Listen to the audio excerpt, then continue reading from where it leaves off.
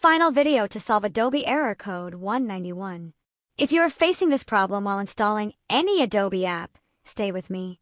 I will show you the simplest fix. And if you are new here, this is Rexisht. First, let me ask you, are you stuck with error 191 every time you try to install Photoshop, Premiere, or any Adobe app? If yes, then this video is exactly what you need. I know how annoying it feels when Creative Cloud refuses to install the app again and again. Now let me explain why this happens. This error appears when Creative Cloud files are damaged or missing. Sometimes the installer gets corrupted. Sometimes old Adobe files block the new installation. And Adobe Setup shows error 191 again and again. Here is one easy solution you can try right now. Open your browser. Search for Adobe Creative Cloud Cleaner tool. Download it from the official Adobe website. Run the tool.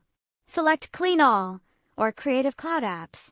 After cleaning, restart your computer. Then download Creative Cloud again and install your Adobe app. For many users, this simple step fixes error 191 instantly.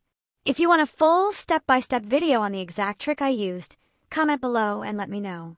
Thanks for watching. This is Rexisht.